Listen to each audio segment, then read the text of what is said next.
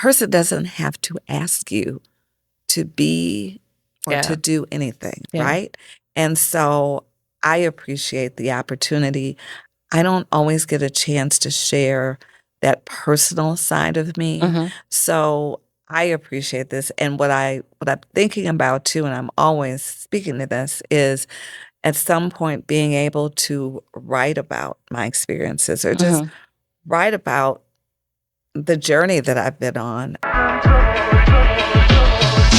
Greetings, everyone. Welcome to another episode of the Life Empowered Living Room. I am so glad that you are here with us on today. And you know, this podcast is all about embracing people, empowering purpose, and elevating progress. And what better person to have as we talk about that is our very own Dr. Eve Hall. Dr. Hall, how are you? I'm good. Thank you. And I'm glad to be here. I am so glad you are here with me on today. And we've already had a vibrant conversation before the video even started rolling. But I have to say, looking at your bio and also getting to know you, you are so admired by so many. You've been recognized, I'm sure nationally, definitely here locally. And so I just want to start off with, you know, we have a perspective of you. But who are you? Who do you say you are? I would say I'm the foundation and base of my parents and of my grandparents. And I say that because as I reflect on who I've been, the work that I've done, so much of it really came from them. And I didn't realize that, Celeste, until later in life when you think about, you know, who you are and kind of your beliefs and what you've done. And I remember one day going, you know, I'm so much like my grandfather. Because watching my grandfather as I grew up, he was active in the community. He helped actually integrate the schools, keeping my mother and her brother home for like a year because, quite frankly, they said that they had their limit of colored children in the school down the street, and he just was not taking it. And so, you know, knowing back then the courage to stand, but then he went on to become the first Black city councilman, the first Black county supervisor, park named after him. But what I remember is how we would always have dinner, lunch, and breakfast together. And he would always have stories. And we knew that he was important in the community, but yet he had that foundation of family where that was what was first. You know, that's what you thought of. And my grandmother being very spiritual, being very patient and loving. She and I were very, very close. And how she was just so unconditional with her love for us, which was what my mother was, a woman who lived to be 93. She passed in January of this year. But, you know, thinking about how I was raised and observing her, probably more observation of her in the way she worked with people, in the way she was unconditional, in the way that she may have a position and it may be very different from others, but if that was truly her belief, she stood no matter what, but still was respectful of others. And my father, who had a personality where he could get along with any and everyone and always a sense of humor, but also brought that history and culture because I'm legacy in terms of attending Florida A&M University. So I learned early on just about the great legacy that we have in our community, in our culture, and even in my family on his side. Oh my goodness. So that was a lie, right? No, but it's so that's what good. I think about. It's so good. And so when you talk about staying home or your parents staying home for a year because of the integration of schools, all of that happened in Milwaukee. No, I'm so sorry. So my mother was raised in a place called Albion, Michigan. Okay. So it was her parents, my grandparents, who kept she and her brother home. Okay. So Albion is between Battle Creek and Jackson, Michigan, so small town.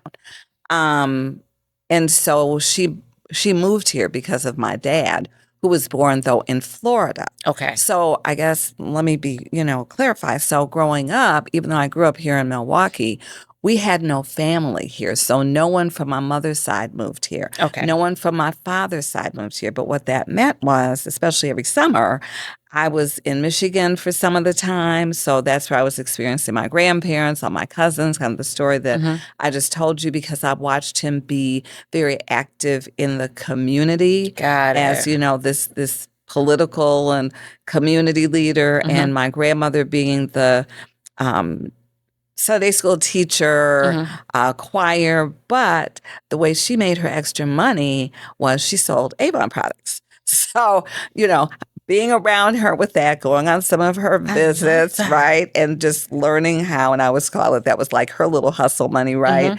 And just watching her. And with my dad, so then I would be in Florida, North Carolina, DC during some of the other part of the summer visiting his side of the family. So then I'm getting, all this, actually the culture, the history, a foundation that I think has made me who I am today. And so how did you guys end up in Milwaukee? So my dad was in the military at one point. And so he was in Battle Creek, Michigan. He met my mother, who was a volunteer at this military hospital. And then he learned from his military buddies that there were good jobs in Milwaukee and there could be opportunities, quite frankly, for Blacks. And so that's how he moved here. And he was actually a chemist. That was his background. And my mother was a teacher. And the library at George Washington Carver is actually named after her. That is amazing. How often do you tell that story? Not all the time, unless it's asked of me. Yeah. And the reason why I ask is because one of the things that I just know to be true is that we have so many amazing people in our proximity that we take for granted. And so while we're talking about your parents and your grandparents, you are a descendant of that. And now I'm thinking about, the things that you do in the community. How do you stay encouraged? Because sometimes the things that are happening around you outside of your control can be discouraging when you're trying to do all of these amazing, positive, progressive things. So interesting that you would ask that. I just returned from the National Urban League Conference. And what I surmised in that experience is that there's two foods of thought. One is you can have anxiety, panic, sometimes a doomsday, type of thinking. Or you can have what opportunity is during this time, or it could be, a crisis or setback, whatever. What is a new business model that we can be revisiting? And to remember to build on the resiliency of our past. And those are the three things that keep me charged when I do have those moments. I'm like everybody else.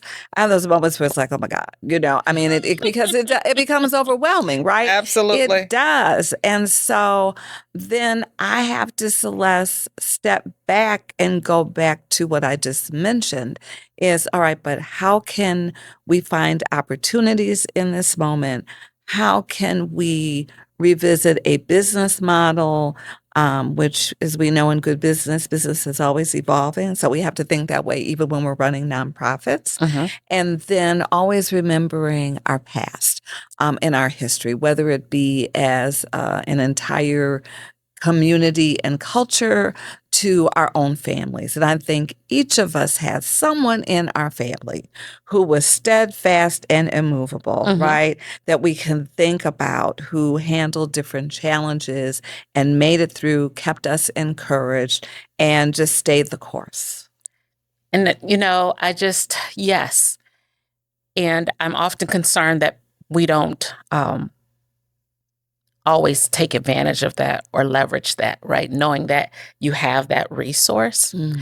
And so thinking about the resources that you had in front of you growing up, and now even thinking about the resource that you are now, if you were looking back to your younger self, what's something that you've learned that now you can go, but if you were to tell your younger self, what would you tell yourself now that you know and you've really experienced life differently?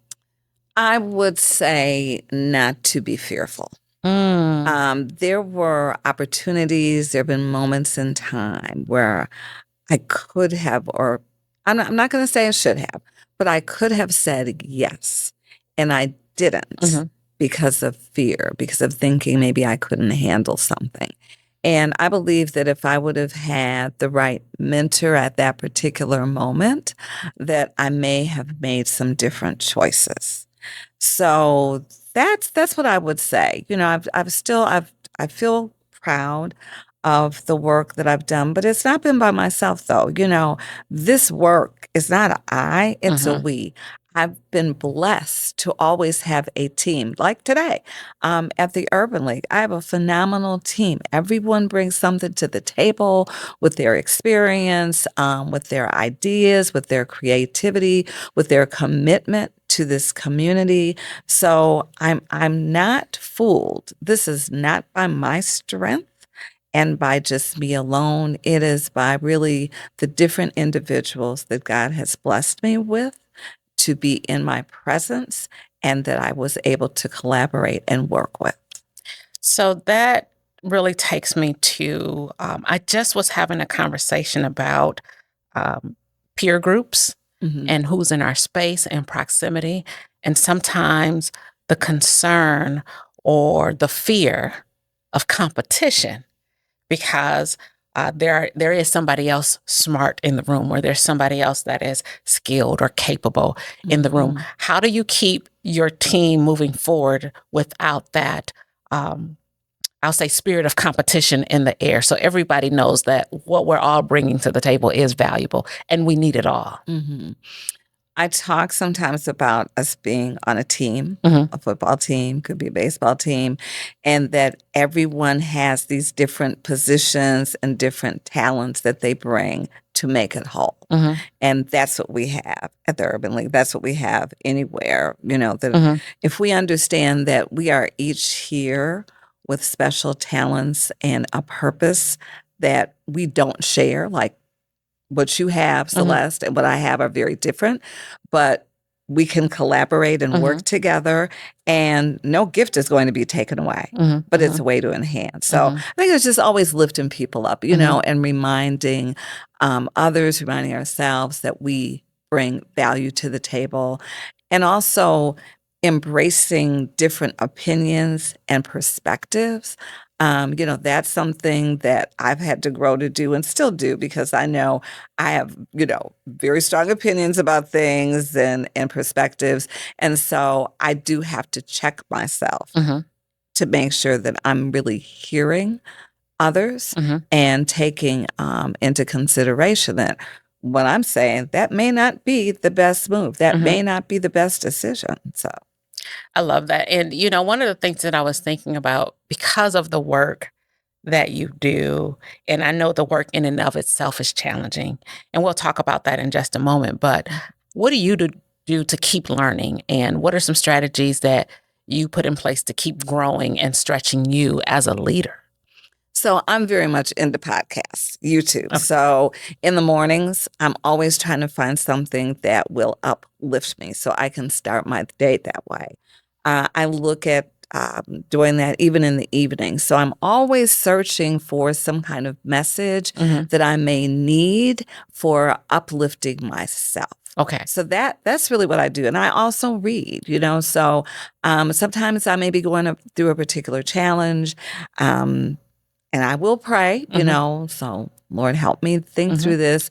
And a lot of times something will be dropped in my spirit, quite frankly, to look at a particular book. And I will go to that book and I will just open it. And I swear, every time it goes to the page that addresses whatever my need is or my concerns. So that's what I do. I mean, the other is I try to work out several times a week. because I know the physical part of us is so important. So that's been important to me, and I can feel it when I haven't really gone for a few days. So, but I have my weeks when I don't, but I really try to stay focused on that as well. I love that. So what's the book? So I'm reading I'm reading change management books right now. So I'm reading ADKAR. But what's a book that you're reading right now that you think others would really find value in? So I have several. I have to think where am I with my books right now, because I've been listening to so many podcasts, Celeste. I have to be honest with you. Um, the last one that I was really paying attention to was the Drucker. Every day, what is it? I think the Everyday Drucker or something. And I'll look sometimes at those pages just to get some ideas around running an operation like mine. That's really the last book, because I've had a couple of them open, but I have to be honest with you, lately, it's been all podcasts. Yeah. And I love podcasts. As a matter of fact, here's my little tip, my trick that I do. When I'm interested in a book, I'll go to YouTube and see if I can get a summary, because usually the authors will have talked about it somewhere, or they will have been interviewed on a podcast. And so I use that. And then when I really like what they were saying, I go back and I buy the book. So that's okay. So I kind of do both. I'm a paper person. Do you do paper? Oh, yes. So I'm talked about a lot. Everyone will go, yeah, we know you like paper. So for instance, I still get the newspaper. So I get that basically for the weekend, because I will tear articles out. So I'm a former school teacher, right? So I think that part is still with me. And so I'll highlight certain concepts that I want to remember, or certain things that are happening in the community that I want to keep in mind. So I love that. I'm one of those. And when I found out that you were a school teacher, I was like, okay, how did she shift? So I'm interested in your your pattern. Yeah, your journey. So I never really knew exactly what I wanted to do. What I always knew was I liked community work. I enjoyed the business sector, and I also liked education. And I never knew how all of that might be wrapped up in one. So early in my career, I did everything from retail management, working with juvenile and delinquent boys, Boys and Girls Club, and then finally ended up in the classroom as a learning disabilities teacher.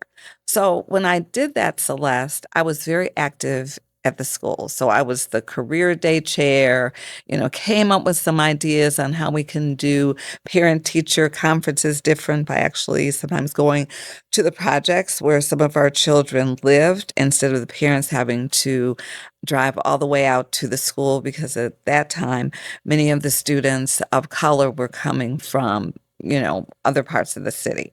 And so that meant parents really had to make that hike if they were coming to parent-teacher conference. So that was just something I did. And then during the summer, I would always do different projects. So I was never the one who said, oh, good, my summers are off.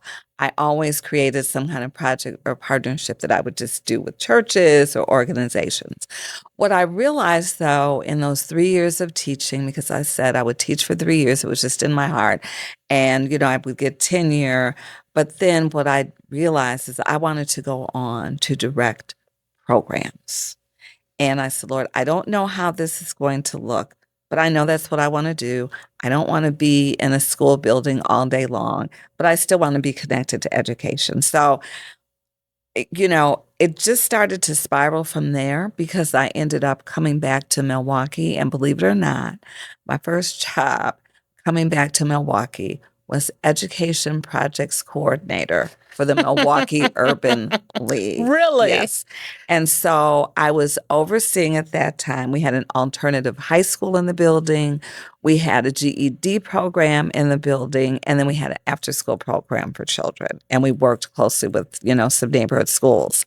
And so from there, I started, working with pre-college programs and Then I was vice president for public affairs for an organization and became the registered lobbyist. So had a chance to have that interaction also with government, but I was working with collaborative projects between nonprofits and the education system. Fast forward, end up working for Milwaukee Public Schools as a school to work coordinator, then Thurgood Marshall. Now I will tell you, I didn't seek any of these positions. I was blessed where people would come to me to see if I would be interested in joining their organization. And every opportunity I've had, I have loved, quite frankly. And so my approach was always doing the very best that I could wherever I was. And quite frankly, God would tell me when it was time to move on and certain opportunities would come. So, wow. So let's just start with the wow. Wow. And I love your face. You're like, yeah, it's just, it's just what it is. I mean no harm when I say that. You know what I mean? But because a lot of times, Celeste, people will be looking for like, okay, what is this strategy this you use? Right. Did you write out, what you were going to do 5 and 10? I never did any of that. All I knew was that I wanted to direct programs. And then as I did that I wanted to impact as many people as possible. So I've been able to do that not only here locally, but when I worked with Thurgood Marshall College Fund, wonderful experience because I was going to different states where our historically Black colleges were. But I was in that work, I was overseeing collaborations between the school district and the historically Black college and university that was there.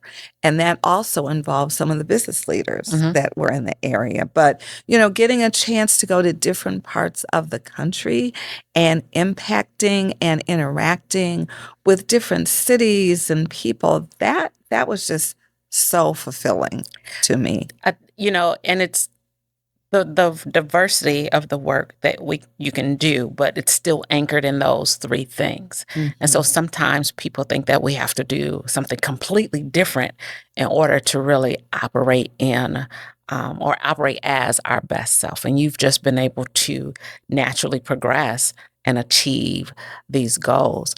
But one of the questions that I had, and you kind of touched on it just a little bit in terms of working with business professionals, you've done so much in the nonprofit, but you're also talking to these corporate leaders, these corporate executives, and you're really trying to work to get them to really understand the vision, the mission of wherever you're at and bring them along with you. What's been your strategy to win others over? Well, I think it's aligning with other people's hearts and interests. So whether it's Urban League, Thurgood Marshall, wherever I've been, I believed in our work. I believed in our vision. I believed in the impact that we could make. And so that's what I share with people, people that I know we need support from. Some may align with me, some may not. But it's really about understanding and believing the work that you're doing, presenting that vision, and always hoping, of course, the person you're talking to is interested, especially when we're talking about private sector. But I think a lot of people in private sector, they understand that the work we do also helps to create a stronger bottom line for this country. Absolutely. All right, because we're working around education, we're helping people become employed. We're working around some of the technology. When I think about Thurgood Marshall, we were helping students be able to stay in school because I was raising money for scholarships, but we also helped with job opportunities during the summer. So once again, being in roles where we were contributing to our society, to our community, to the economy by doing some really social good in all of these areas. And so in today's economic climate and today's political climate, have you felt the need to pivot in your approach to maintaining or even increasing the support that you need for the work that you do? Yeah, it's like in business where you Yeah. have to evolve. So first of all, I look at, even though we're a nonprofit, a lot of people say, well, nonprofit, you have to think differently. No, you still need money Mhm. to survive, to function. And we have to always think about, how are we going to continue to navigate the waters? So it's tricky, because of the conversations around DEI, kind of the attacks on DEI. And that's who we were founded to be in terms of inclusion, the equity, the equality. It's been about just giving people opportunities and access at the end of the day and making sure no matter who you are, you at least have the opportunity. We just stay focused on that message. Okay. We have watched our semantics, but at the same time, we've always served everyone and anyone who comes through the door. Make no mistake, our primary clientele historically has been African American. That's what we were founded on back in 1910 nationally and 1919 here locally, was to help African Americans become self-reliant, get jobs, be in quality housing, etc. during the Great Migration. So when we were moving up north, we were that organization that was the urban advocacy and social service organization. And we were that liaison with the business community, with government, to say African Americans should have opportunities, they need to have a quality of life, etc. So that's our base. But again, we serve everyone. So we are serving Hispanic, white, Asian. We just had our laptop awards that look like the United Nations, So we just continue again with the work that we do. We're not pulling back from the work, but helping people to understand we are still an organization that serves everyone. Absolutely. And so when you think about that work being the organization that serves everyone, and now I want to pull back not from I'm away from more of the corporate partnerships, but thinking about those that you actually serve in the community. It's one thing to teach the skills, right? It's another thing to even present job opportunities for them to actually leverage their skills. But there's also a mindset challenge that you might be encountering with all of those things that we talked about before. How are you lifting them? Is there programs, or is it just walking in the room and hugging? What are we doing to try to lift them? So a combination. So for instance, we do some work with schools. We actually work with grades 5 through 12. Okay. And I have to brag. We were just in Cleveland for the National Urban League Conference, and there's a youth summit in which each of the we're called affiliates. So we're in 36 states, District of Columbia, 92 of us around the country. And some of us are involved in some special education projects. So we had about 6 or 7 students that came from Milwaukee. Well, we were recognized as the most achieving affiliate for our youth work at the Youth Summit. Yay! So I say that to say that part of our work is exposing students. So students were now in Cleveland, airplane ride, mixing with students from, other parts of the country, staying in a dorm, having all of these different exercises and experiences.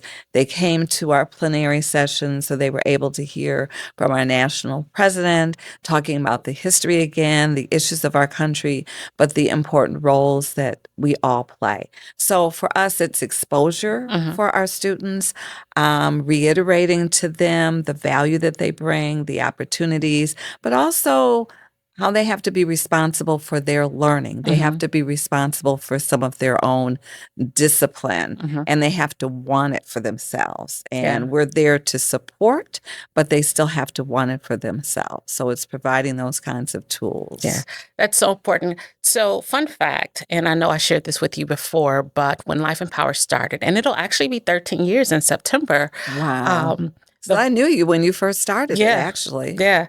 And so my very first contract was through or was with the Milwaukee Urban League. And so through that contract, I got to come in and I did some job training for those folks that are leveraging your services. But I always remembered this young lady, and I think we're doing like resume writing. And we were talking about, and, just networking. I'm talking to the people in the room.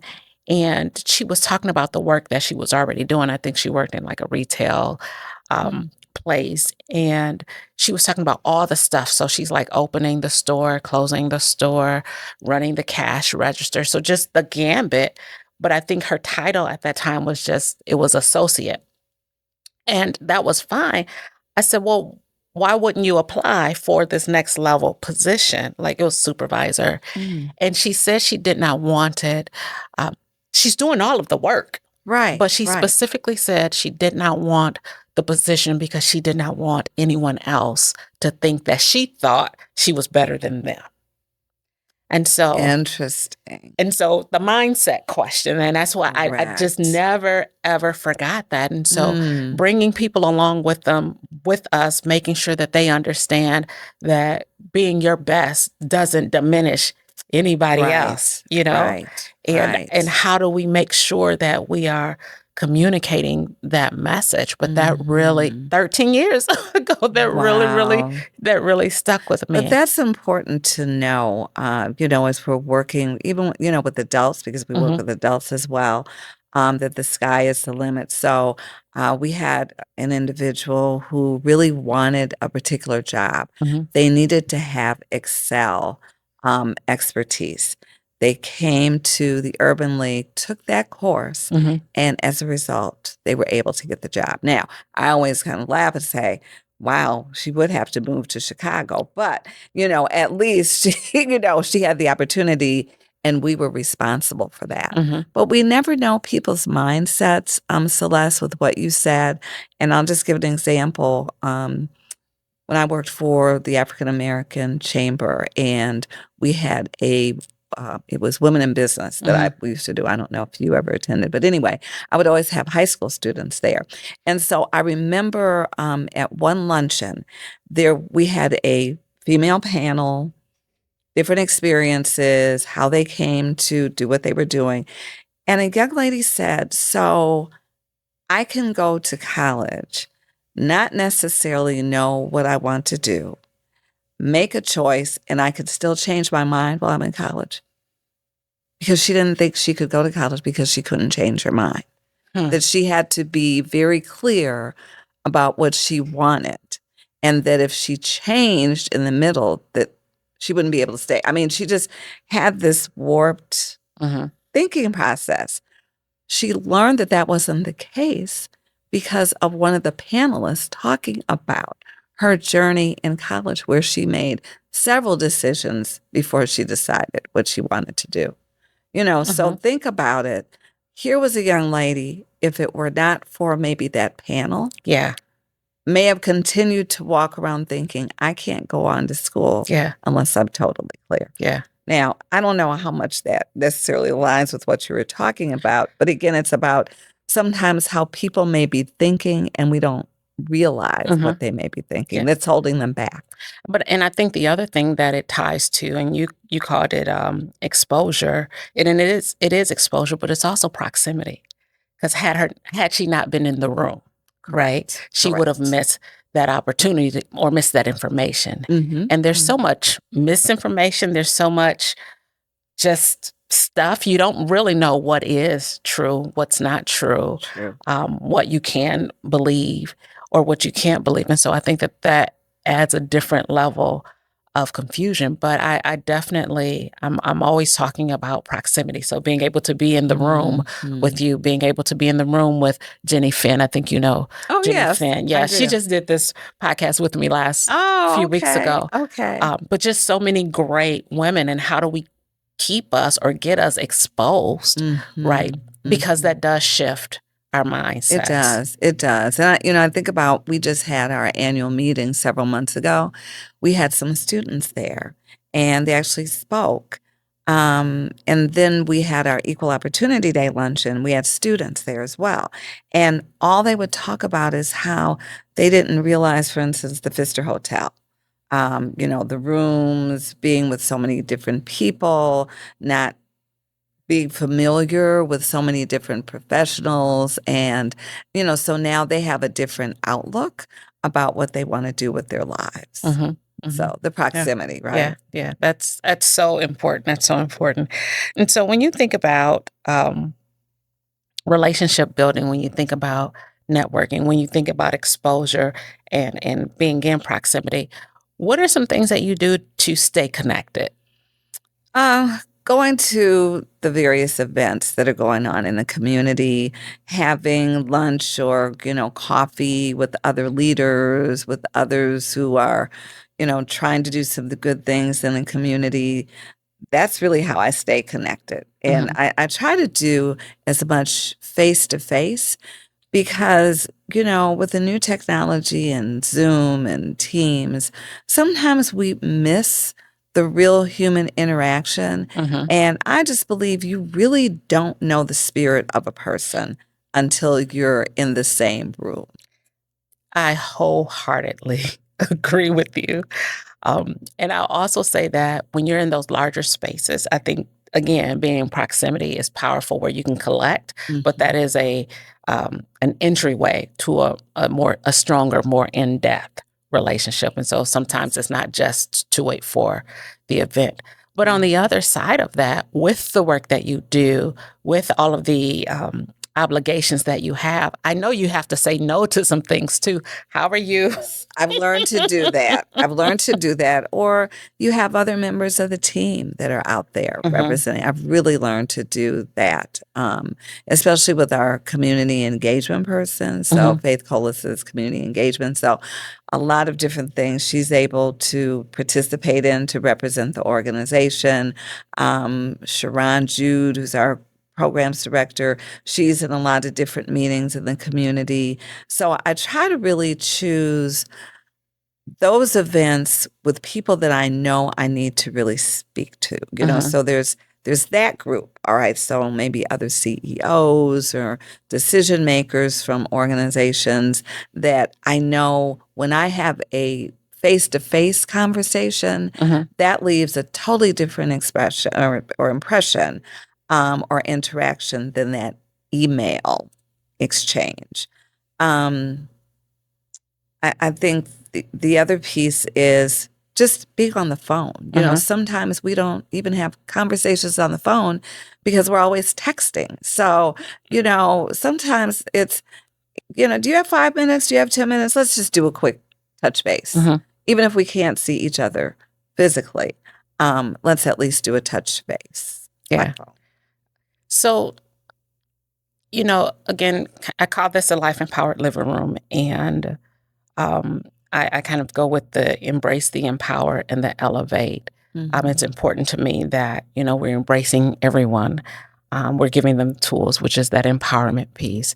And then we're lifting them. We're being a catalyst, right, for people to go and ascend to the next level, which is that elevate. When you think about those three words, what really resonates for you? So tell me that again. So the elevate. Embrace is bringing everyone along. Empowering is the tools. And then the elevate is being a catalyst for them to ascend to that next level. I think those focus areas are spot on for what needs to happen for individuals.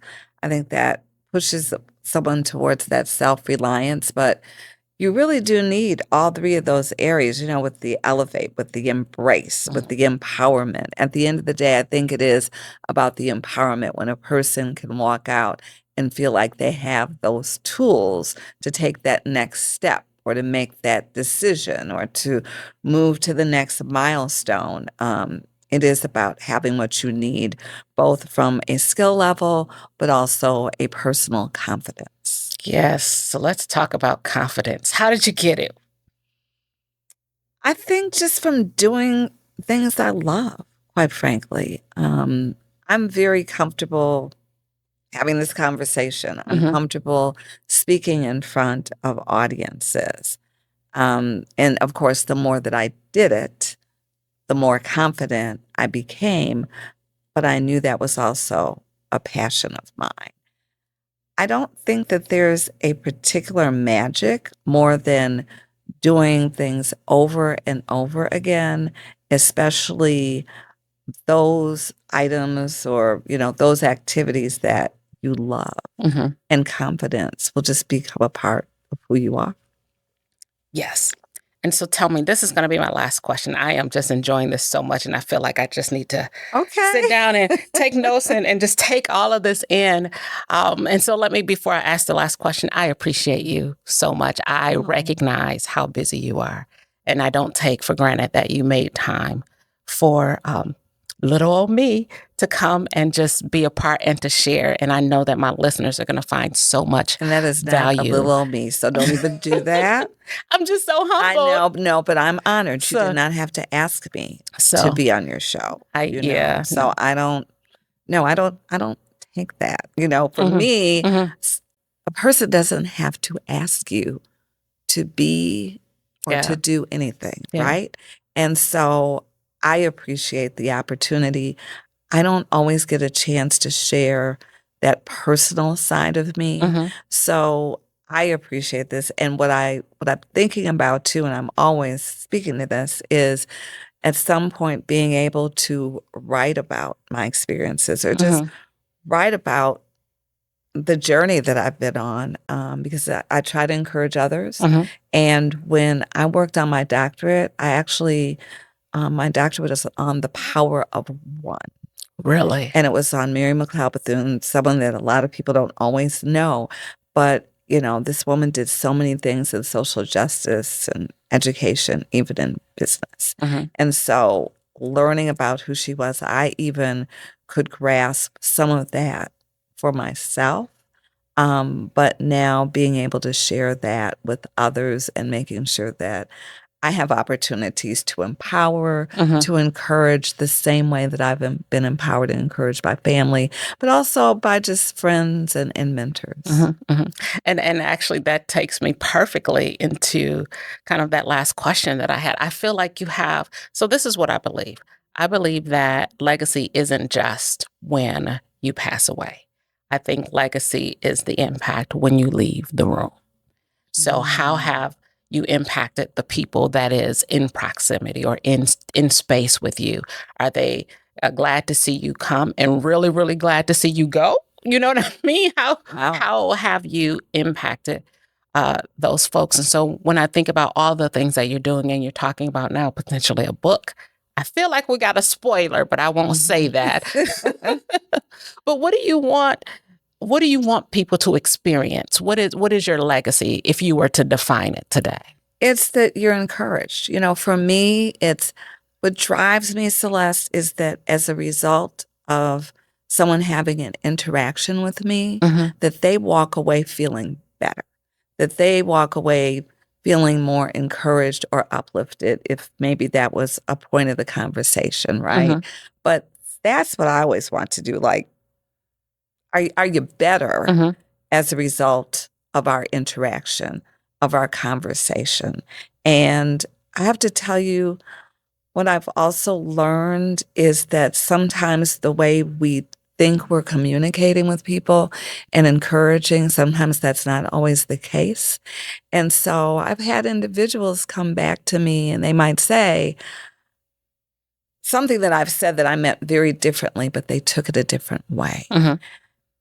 That has helped me to become more conscious about how I say what I say and hoping that I've opened a door enough for someone to do exactly that.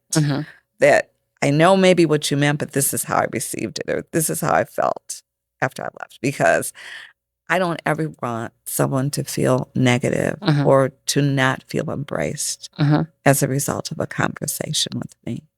Absolutely. And so you're talking about safety. I mean, we've covered it all. You want people to be safe. You want them to be encouraged through the work. And we never actually explicitly called it out, but you talked about all of the work that you're doing through Milwaukee Urban League, lifting the community in that way. And that's where you're providing the tools. And so you literally are a model of doing all of the things. And not only it didn't start with you.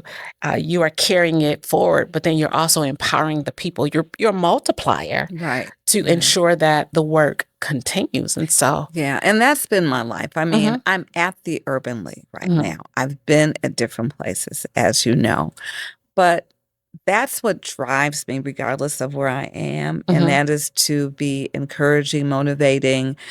Again, helping those that we're working directly with to get what they need to move ahead, and to also help those that are working with me or that I'm working with in terms of my team, that they're feeling better and feeling encouraged as well. Yeah, So. yeah. You said something pretty powerful in that you are who you are wherever you go. And so your ability to be authentic to you, to your passion and your purpose, it transcends the jobs, the companies that you're doing the work at. It does. And that's just such an important thing to know, because people are miserable because they're doing things that don't serve them, which ultimately isn't a service to, that company or their clients or what have you. And so I just feel like that was a great lesson to learn. Right. But it's been a blessing. Yeah. I mean, again, I'm sorry I put my spirituality in here, that God has just blessed me and allowed me to be in spaces that were very fulfilling for me and where I could make a difference. So I'm just blessed with that. Yeah. And it's funny with the Urban League. When I worked there the first time, it was very fulfilling, but I didn't really understand the history of the Urban League. I just knew they were an important organization.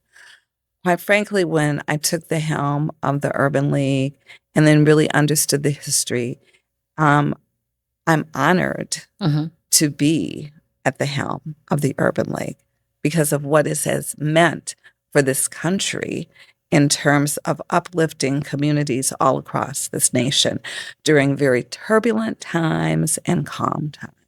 And we still stand. I feel like you should run for president. There, I said it. Of the United States, let me be clear. Okay, Celeste. I thank you so much, Dr. Hall, for your time, your talent, your treasure, your wisdom, all of the things that you have offered on today. I just appreciate you so much. I am, again, humbled and honored, and I just can't wait. I know all of you that will be watching will find the value in this as well, and there's going to be something that will encourage you, that will uplift you, and will give you the strength to embrace, to empower, and to elevate. So thank you so much. Have an amazing day. Goodbye.